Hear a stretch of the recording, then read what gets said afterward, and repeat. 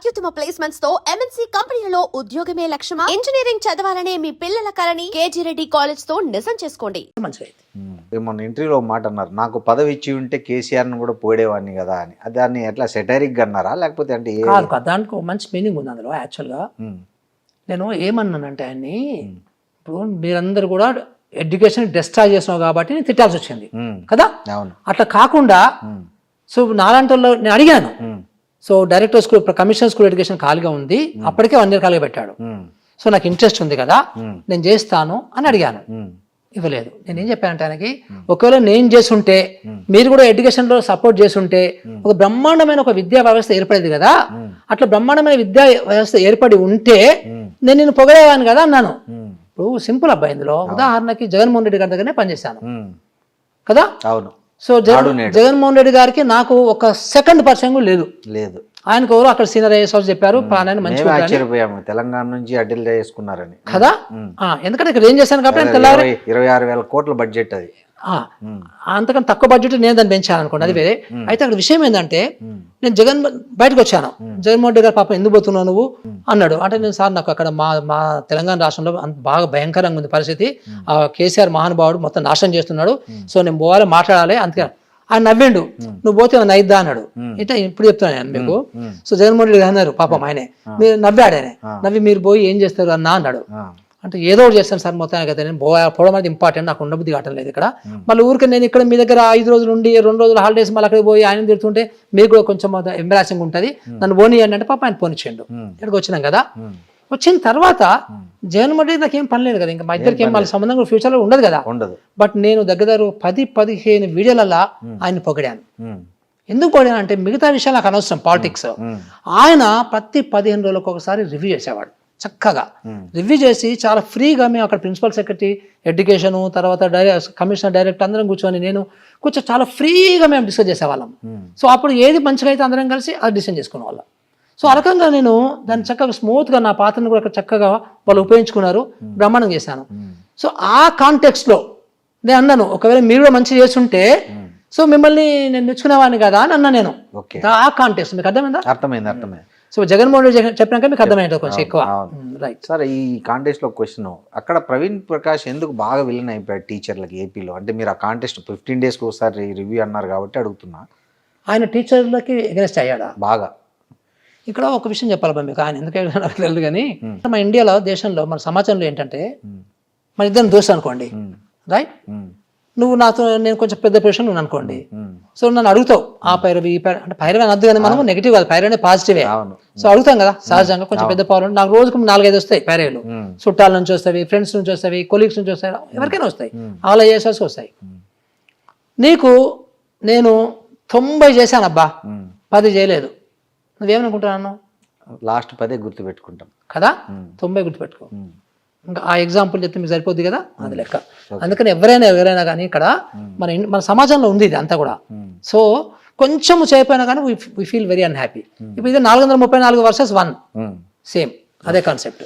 Sir, ఇప్పుడు మీరు ఇంత క్లారిటీ ఇచ్చారో, ఇది జనాల్లోకి మాత్రం బాగా నెగిటివ్ పోయింది. దీన్ని ఎట్లా మీరు రెక్టిఫై చేసుకోవాలనుకుంటున్నారు? మీకు కనబడేది, to be frank, teachers unions teachers మాట్లాడేదే కనబడుతుంది కదా. కదా, అవును. మన జనాభా ఎంత? దగ్గర కోట్లలోనే ఉంది కదా, 4 కోట్లు కదా తెలంగాణ. సో ఇప్పుడు 4 కోట్ల మంది ఏమనుకుంటున్నారు, మనమేమో టీచర్లు ఏమో 1.2 lakhs, రైట్? సో పవర్ఫుల్, వీళ్ళకి కొంచెం మీడియా యాక్సెస్ ఇవన్నీ ఉంటాయి కాబట్టి న్యాచురల్. సో అంటే ఆ రకంగా మనము తీసుకోవడానికి లేదు. ఇప్పుడు నాకు వచ్చే కాల్సి నాకు వస్తున్నాయి, మా మెంబర్లకు వచ్చే కాల్సి మా మెంబర్లకు వస్తున్నాయి. సో ప్రజలు మాట్లాడుకుంటారు కదా. సో మీకు ఎలాంటి కాల్స్ ఏమంటున్నారు సార్? మీకు వచ్చే కాల్స్ లో, నాకు వచ్చే కాల్స్ లో, సార్ మీరు కుండ బద్దలు కొట్టినట్టు మాట్లాడారు, కరెక్ట్ అంటున్నారు. సో ఇన్ఫాక్ట్ మొన్న సీఎం గారి ముందు మీరు ప్రజెంటేషన్ ఇచ్చినప్పుడు కూడా చాలా మంది బయటకు వచ్చిన తర్వాత, ఇంత ఫ్రాంక్ గా మీరు మాట్లాడారు సార్, ఉన్నది ఉన్నట్టు చెప్పారు సార్, సో అసలు ఇంత ధైర్యం ఎవరు చేయరు మామూలుగా అని ఆ పార్టిసిపేట్ చేసిన సీనియర్సే అప్రిషియేట్ చేశారు. సో అట్లా రోజు చాలా మంది చేస్తుంటారు. It all depends. అంటే ఇప్పుడు ఎట్లా ఉంటుందంటే, నేను టీచర్స్ తప్పటను కానీ వాళ్ళకి ఆ భయం వచ్చింది కాబట్టి వాళ్ళు రెస్పాండ్ అవుతున్నారు. మీరు ఒకసారి వెళ్ళి గ్రామానికి వెళ్ళి ఒకసారి కొంచెం చదువుకున్న వాళ్ళను కూడా అడగండి ఇదే మాట, మీరేమనుకుంటున్నారని. రైట్. సో ఇవే చెప్పండి, ఈ నెగిటివ్ పాయింట్స్ అని వాళ్ళకి చెప్పండి. సో ఇట్లా అనుకుంటున్నారు వీళ్ళు, మీరేమనుకుంటారో కొంచెం ఇట్లా మీరు బయటకు వెళ్ళి చూడండి, అప్పుడు మీకు అర్థమైద్ది. ఇది సార్ మీ సిఫార్సుల్లో మండలానికి 3 స్కూళ్ళు ఉండాలని చెప్పారు. సో దాన్ని అంటే ఈ 317 జీవోకి అది ఏమన్నా విఘాతం కలిగిస్తుంది అంటే, ఇప్పుడు ఒక ఊర్లో 10 మంది ఉంటారు అనుకోండి పిల్లలు, అక్కడ స్కూల్ మూసేసి ఒక 5 కిలోమీటర్లు 6 కిలోమీటర్లు మండలానికి 3 అంటే అది వర్కౌట్ అవుతుంది అంటారా? పిల్లలు ట్రాన్స్పోర్టేషన్ అవన్నీ దానికి కూడా ఏమన్నా మీరు ఇప్పుడు నాకు ఒకటి చెప్పండి, నేను పాలసీ మా పిల్లలని సెంటర్లో పెట్టి చేయమంటావా 317 జీవో సెంటర్లో పెట్టి చేయమంటావా? పిల్లల్ని సెంటర్లో పెట్టినా బస్ అయిపోయింది. సో ఇప్పుడు ఈ విషయం ఏంటంటే, ఈ 3 స్కూళ్ళు అనేది మేమేమనుకుంటున్నామంటే, మనము ఈ ఉన్న స్కూళ్ళని మూసేయండి, ఉన్న స్కూళ్ళని మిల్ల మెర్జ్ చేయండి అంటలేము. రైట్. ఓకే. స్కూళ్ళన్నీ అట్లాగే ఉంటాయి.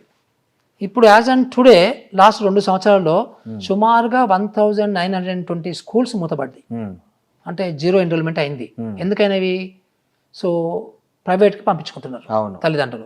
సో తల్లిదండ్రులు గవర్నమెంట్ స్కూల్స్ నచ్చడంలే, ఓన్లీ తల్లిదండ్రులు గురుకులాలు నచ్చుతారు, కానీ గురుకులాల్లో తక్కువ సీట్లు ఉంటాయి కాబట్టి అందరికి రావు కాబట్టి ప్రైవేట్కి పంపించుకుంటున్నారు. రైట్. అందులో కొంతమంది గురుకులాల్లో వచ్చినా కానీ పోరు, ఎందుకంటే మా పిల్లలు మా దగ్గర ఉండాలనుకుంటారు, అది కూడా ఉంది. సో ఈ బయటికి ఎందుకు పంపిస్తున్నారు వీళ్ళు అని మీరు ఆలోచించినప్పుడు, సో ఆ 1920 మూతపడుతున్నాయి కదా, అట్లా పెరుగుతున్నాయి రోజు రోజుకి, అవి తగ్గడంలే, పెరుగుతూ ఉన్నవి అవి కూడా. సో ఇప్పుడు మేమేమంటున్నామంటే, ఎవ్రీ స్కూల్స్ మీరు ఓపెన్ చేయకండి, కొన్ని మంచి స్కూల్స్ కట్టండి, కొన్ని మంచి స్కూల్స్. ఆ స్కూల్ ఎట్లా ఉండాలంటే మోడల్ అనేది కూడా, ఎందుకు మోడల్ అది స్టాండర్డ్ అంటాను నేను, స్టాండర్డ్ అంటాను. సో అన్ని మేము దగ్గర ఒక 50 అంశాలని స్టాండర్డ్గా పెట్టాం. ఇందా చెప్పాను కదా మీకు, యూనివర్సిటీ ఎట్లా ఉండాలి, ఆ స్టాండర్డ్స్ మీరు మెయింటైన్ చేయగలిగితే, తర్వాత సేఫ్టీ సెక్యూరిటీకి సంబంధించి బస్సులు పెట్టగలిగితే సో ఐ థింక్ ఈ స్కూల్కి రావడానికి అవకాశం ఉంటుంది. అప్పుడు ఏమవుతుంది, మనకి వీళ్ళందరికీ కూడా పేరెంట్స్కి 5-6 ఆప్షన్స్ ఉంటాయి. ఒకటి, ప్రీ ప్రైమరీ అయితే వాళ్ళు అంగన్వాడీ సెంటర్కి పంపించుకుంటారా, వాళ్ళ ఇష్టము. సో అంగన్వాడీ సెంటర్లో మనం ఏం ప్రీ ప్రైమరీ ముయ్యమని చెప్పొద్దు, రైట్, అది వాళ్ళ ఇష్టము. లేకపోతే ఒక ప్రైవేట్ నర్సరీ పంపించుకుంటారా, వాళ్ళ ఇష్టము. లేకపోతే ఇప్పుడు తెలంగాణ పబ్లిక్ స్కూల్ లాగా మనము మొదలు పెడితే అక్కడ పంపించుకుంటారా, వాళ్ళ ఇష్టము. లేకపోతే ఇంకా వేరే గవర్నమెంట్ ప్రైమరీ స్కూల్లో కూడా, గవర్నమెంట్ ఒకవేళ ప్రైమరీ స్కూల్ మొదలు పెడితే, ప్రీ ప్రైమరీ మొదలు పెడతానంటే దాని అన్ని ఆప్షన్స్ ఉంటాయి వాళ్ళకి. అట్లాగే స్కూల్కి సంబంధించి కూడా అంతే, ప్రైవేట్ స్కూల్కి పంపించుకుంటారా, రెసిడెన్షియల్ స్కూల్కి పంపించుకుంటావా గురుకులాలకి, లేకపోతే మోడల్ పబ్లిక్ స్కూల్కి పంపించుకుంటావా, నీ ఇష్టము. లేదా పక్క జిల్లాలో ఉన్నటువంటి గవర్నమెంట్ స్కూల్ పంపించుకుంటావా, అక్కడ హాస్టల్లో వేసే పిల్లల్ని, మీ ఇష్టము. సో ఈ ఆప్షన్స్ అన్ని ఎక్కువ ఓపెన్ ఉంటాయి వాళ్ళకి. సో ఈ హోల్ ప్రాసెస్లో సో అక్కడక్కడ గవర్నమెంట్ స్కూల్స్ ఏమైనా మూతపడతాయి. మూత కాదు, ఆ పిల్లలు ఇక్కడికి వస్తారు. సో ఇప్పుడు మేము 6 స్కూల్ చేసాం ఒక మోడల్గా, ఎందుకంటే సీఎం చుట్టుపక్కల ఉన్న వాళ్ళు కొంతమంది అసలు ఇట్లా మీరు గవర్నమెంట్ స్కూల్స్ ఇంత బాగు చేసినా కానీ పిల్లలు వస్తారా అని కామెంట్ చేశారు. అందుకని మేము ఒక 6 మన జిల్లా పరిషత్ హై స్కూల్ తీసుకొని దాన్ని డెవలప్ చేస్తే, అక్కడ ఆ క్యాంపస్లో ఉన్న 4 స్కూళ్ళకు సంబంధించిన ఒక సుమారుగా ఒక 600 మంది పిల్లలు ఉంటే, మేము ఇది కొంచెం డెవలప్మెంట్ స్టార్ట్ చేయగానే దగ్గర మనకి ఇంకా ఒక 1000 మంది జాయిన్ అయ్యారు కొత్తగా. అక్కడ 1000 మంది పిల్లలు జాయిన్ అయ్యారు. ఆ 1000 మందిలో 72% మంది ప్రైవేట్ పిల్లలు జాయిన్ అయ్యారు, ప్రైవేట్ స్కూల్ నుంచి వచ్చిన జాయిన్ అయ్యారు. దీన్ని బట్టి మనకి ఏమర్థమైంది, సో గవర్నమెంట్ స్కూల్లో మీరు చెప్పిన స్టాండర్డ్స్ లో ఉంటే అందరూ గవర్నమెంట్ స్కూల్లో ప్రిఫర్ చేస్తారని వస్తారు అట్లా. సో ఇక్కడ మనకి ఏమవుతుంది, అప్పుడు గవర్నమెంట్ స్కూల్ ఏమవుతుంది, ఇప్పుడు 600 నుంచి 1600 పెరిగినట్టుగా, సో అన్ని స్కూళ్ళల్లో కూడా పెరుగుతారు సంఖ్య. పెరిగినప్పుడు మనకి ఏమవుతుంది, ఈ రోజు 16-17 లక్షల పిల్లలు ఉన్నారు, అది కాస్త 35-40-45 లక్షలకు పోవాలి కదా. ఇక్కడ స్కూల్ మేడం కాదు ఇష్యూ, కానీ రాజకీయ నాయకులు ఏం మాట్లాడతారు, వీళ్ళకి ఇది కనబడదు, సో అక్కడ మూసారు ఇక్కడ మూసారు అని మళ్ళీ గవర్నమెంట్ తిడతారు. ఇలాంటి విషయాల్లో రాజకీయ నాయకులు అస్సలు పట్టించుకోద్దండి బాబు మీరు కూడా. సో కరెక్ట్ కాదు అది, ఎందుకంటే వాళ్ళ యొక్క ఇంటెన్షన్స్ వేరు, వాళ్ళ ఆలోచన విధానం వేరు. ఎంతసేపు ఎదుటి తిట్టాలని నేను అధికారంలోకి వచ్చేయాలనే దాంట్లో ఉంటారు, ఆ దుగ్ధలో ఉంటారు అంతా. సరే, ఈ విద్యాశాఖ మంత్రి లేకపోవడం కూడా ఏమన్నా ఒక లోటుగా ఉందా, లేకపోతే సీఎం బాగానే చేస్తున్నారు అనుకోవాలా? ఇష్యూ అది కదబ్బా, ఇష్యూ యాక్చువల్గా చాలా మందికి అర్థం కాదు ఏంటంటే, ముఖ్యమంత్రి గారు దగ్గర మనకు 116 శాఖలు ఉంటాయండి. ఈ 116 శాఖలు కూడా ఒక దగ్గర 16-17 మంది మంత్రులు చూస్తూ ఉంటారు కదా. ఇప్పుడు ముఖ్యమంత్రి గారు ఏ శాఖనైనా రివ్యూ చేయొచ్చా, చేయలేడా? 100% ఏదైనా చేయొచ్చు కదా.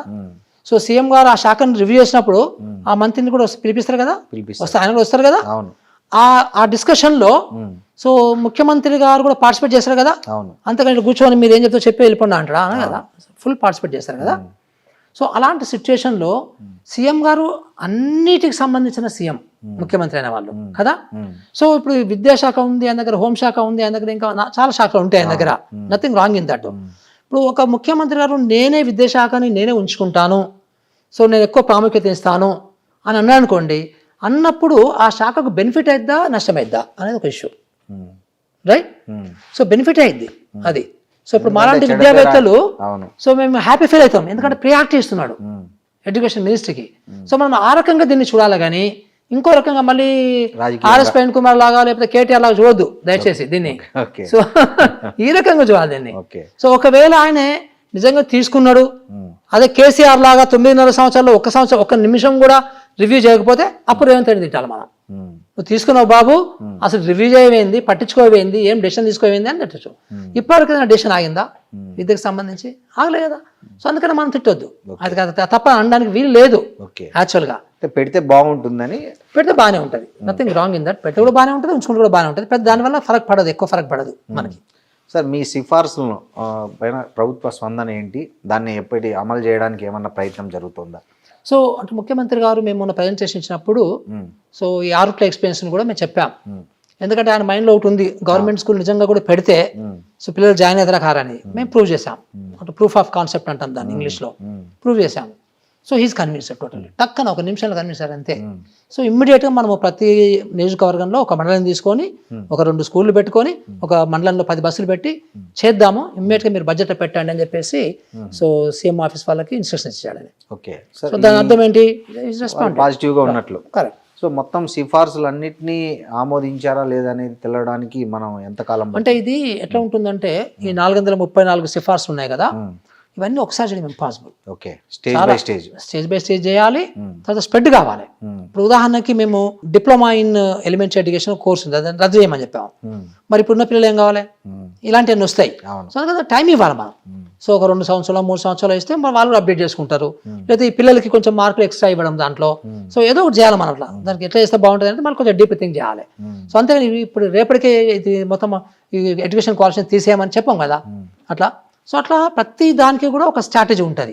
సో గ్రాడ్యువల్గా ఒక కొన్ని సంవత్సరాల్లో ఇవన్నీ ఇంప్లిమెంట్ కావడానికి అవకాశాలు ఉంటాయి.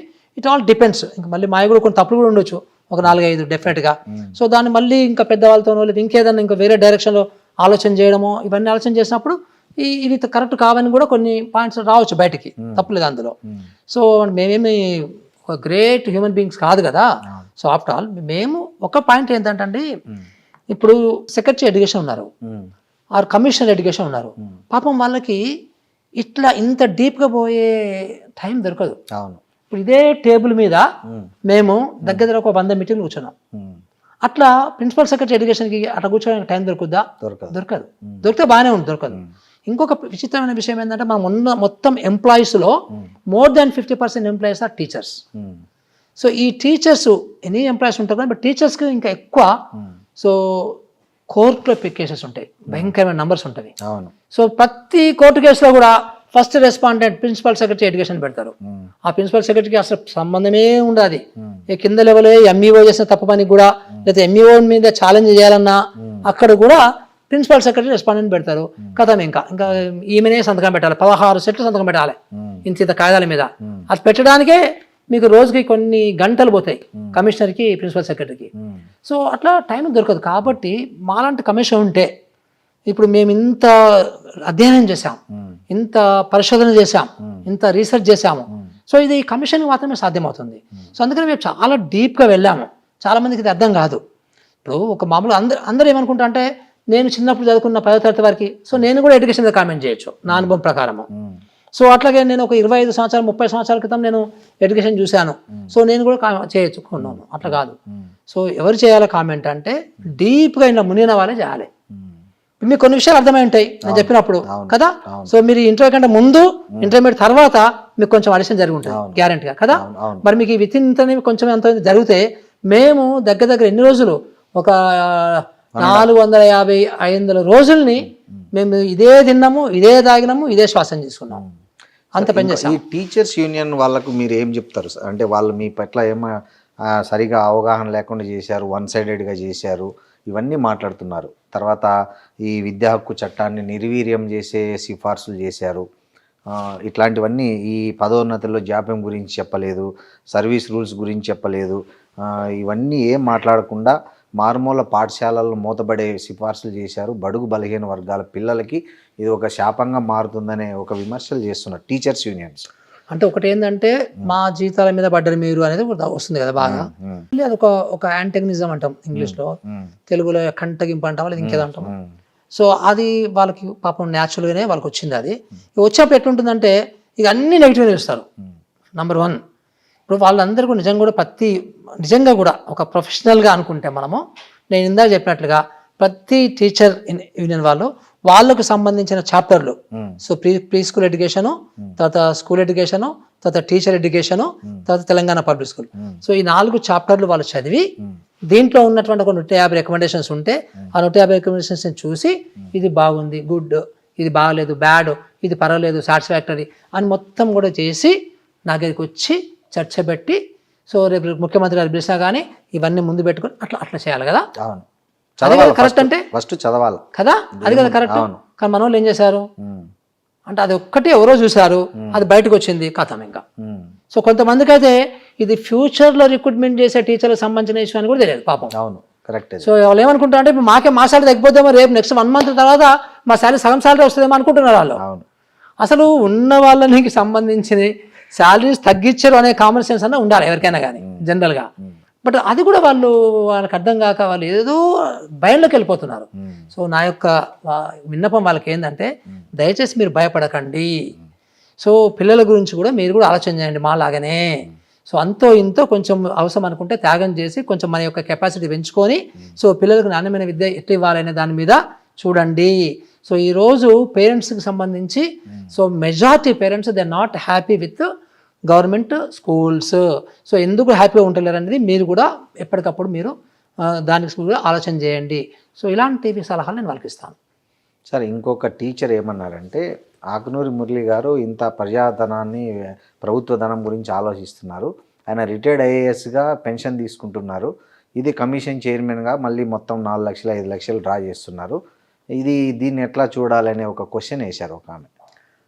ఫర్ యువర్ కైండ్ ఇన్ఫర్మేషను, ఇప్పుడు నా కమిషన్ చైర్పర్సన్ శాలరీగా ఉంటుంది కదా, ఆ శాలరీలో నుంచి నేను తీసుకునే పెన్షన్ కట్ ఓకే బ్యాలెన్స్ వస్తుంది నాకు, రైట్?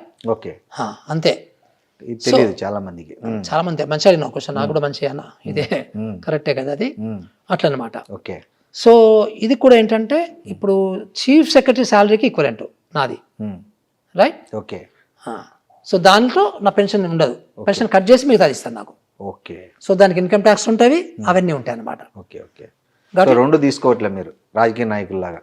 2 పెన్షన్లు అట్లా, ఒక పెన్షన్ కూడా లేదు, 2 పెన్షన్లు కాదు, ఒక పెన్షన్ తీసుకోవాలి నేను. Okay okay. 100% pension cut. Okay. అక్కడ పెన్షన్ తీసుకుంటున్నాను, అవును, బట్ ఈ శాలరీలో అది కట్ అయింది, కట్ అయ్యి బ్యాలెన్స్ ఇస్తాను నాకు. అవును, బ్యాలెన్స్ ఇస్తారు. ఇది మంచి clarity sir. Thank you very much Murali. Thanks అండి, thank you very much. And for more videos, please subscribe to iDream. Please subscribe to iDream. Please subscribe iDream. And please subscribe to iDream. For more videos, subscribe to iDream. please like, share and subscribe to the channel. Congratulations iDream. Subscribe to iDream. Subscribe to iDream. So subscribe to iDream Media. iDream ki iDream team andarki huge congratulations. Please subscribe iDream Media. Please subscribe to iDream. Subscribe iDream. Please subscribe to iDream. iDream అంటే నా కళల channel subscribe చేసుకున్న నోరు తిరుగుతలేదు, మీరైతే గంట గుర్తు కొట్టండి. For more such videos, please subscribe to iDream. Subscribe to iDream. Please subscribe to iDream. Please subscribe iDream Media. Please do subscribe to iDream. Please subscribe to iDream Media. For best entertainment and information, please subscribe iDream. And don't forget to subscribe to iDream.